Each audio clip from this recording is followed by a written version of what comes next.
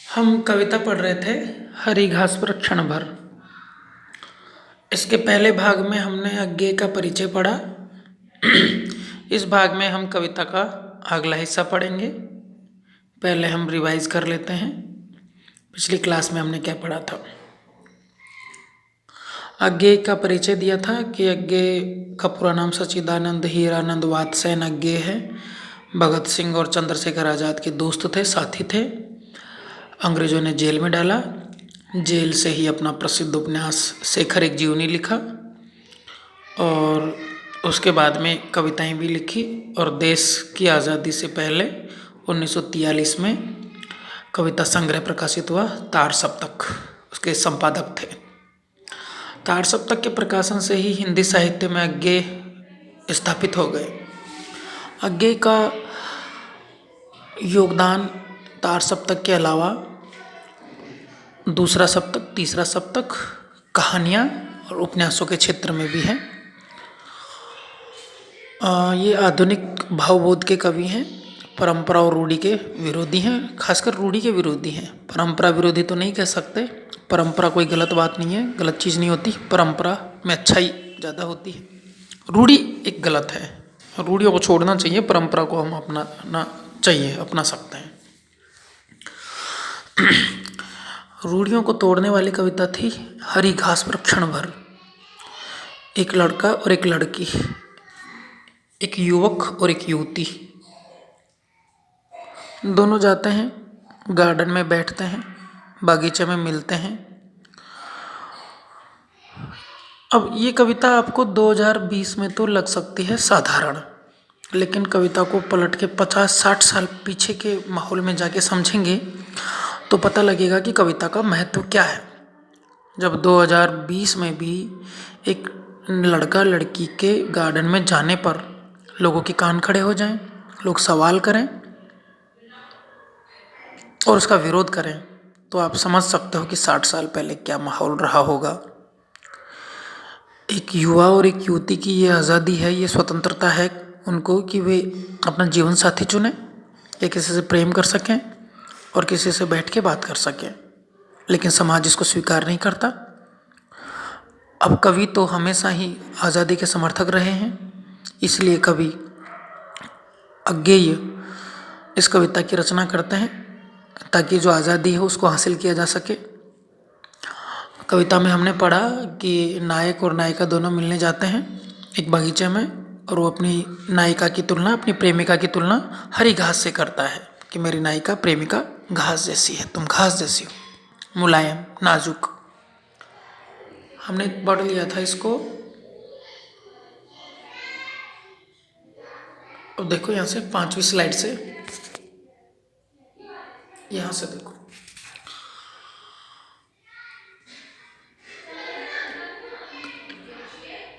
इसको यहाँ से देखते हैं।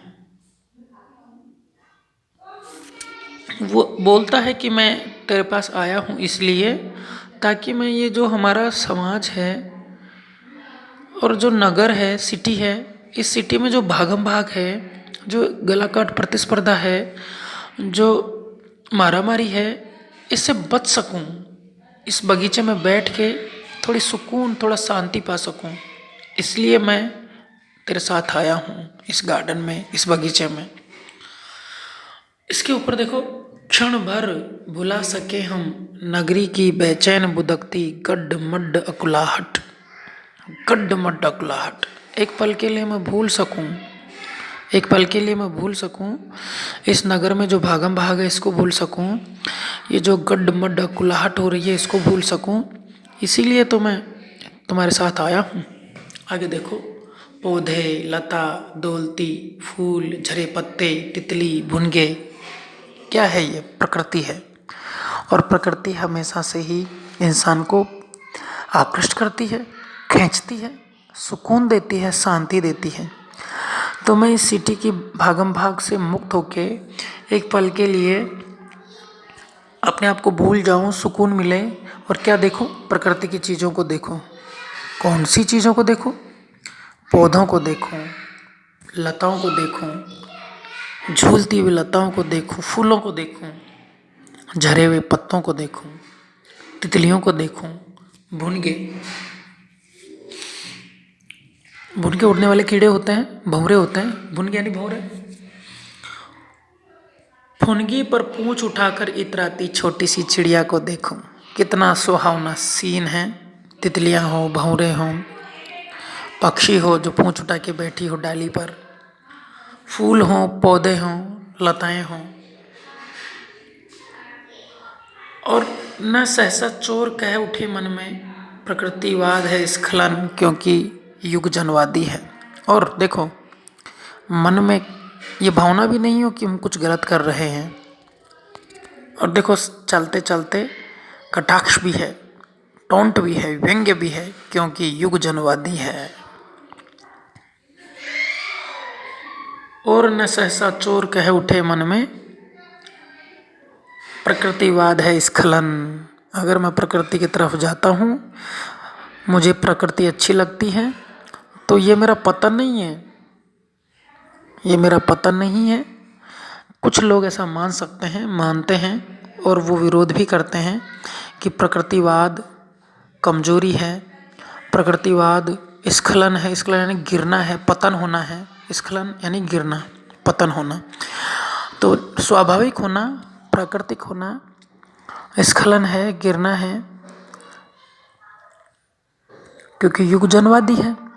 अब ये अपने समकालीन रचनाकारों पे कटाक्ष भी है। जो जनवादी कविता चली थी 1960 के बाद में, जो पूंजीवाद की विरोधी थी, जो मार्क्सवाद के समर्थक थी, जो केवल संघर्ष पे बल देती थी, जो प्रकृति चित्रण और प्रेम को फालतू समझती थी, उन पे कटाक्ष है कि अगर मैं प्रकृति की बात करूँगा, उसके प्रेम की बात करूँगा, उसके सौंदर्य की बात करूँगा, तो लोग मुझे समझेंगे गिर गया, लेखक का पतन हो गया है, लेखक बेकार की कविता लिखता है, क्योंकि प्रकृतिवाद है स्खलन। कुछ लोग ऐसा मानते हैं, जबकि ऐसा है नहीं।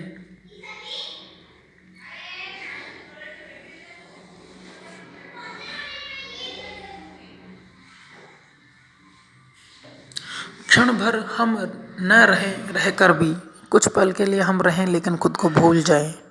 हम रहकर भी ना रहें, यानी हम अपने को, स्वयं को भूल जाएं। सुने गूंज भीतर के सूने सन्नाटे में, किसी दूर सागर की लोल लहर, जिसकी छाती की हम दोनों छोटी सी सिरहन है, जैसे सीपी सदा सुना करती है।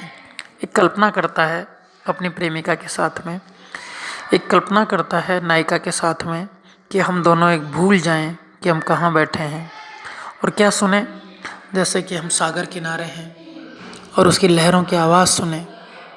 अब जिसने सागर की लहरों की आवाज़ें कभी सुनी है, तो वो इस सौंदर्य को महसूस कर पाएगा, कैसी आवाज़ें आती है सागर में।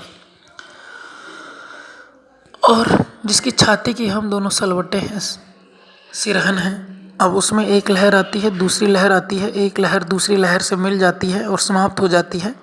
तो खुद की तुलना कर रहा है लेखक लहरों से।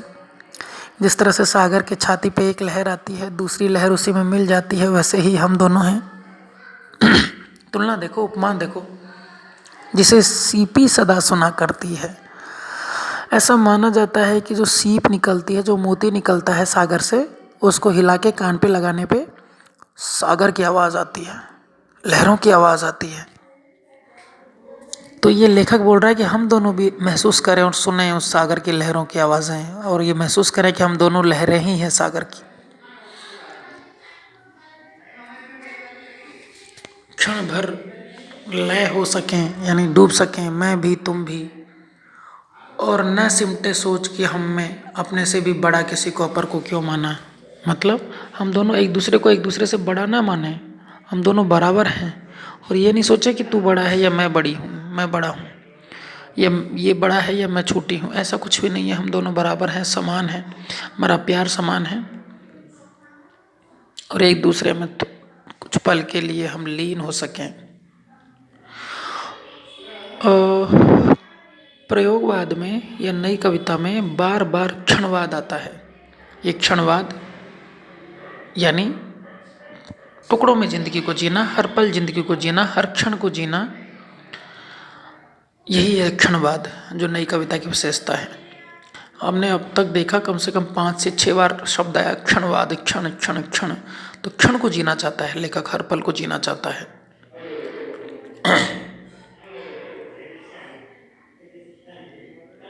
आज की कविता यहीं तक। अगले पार्ट में हम कविता का अगला हिस्सा पढ़ेंगे। धन्यवाद।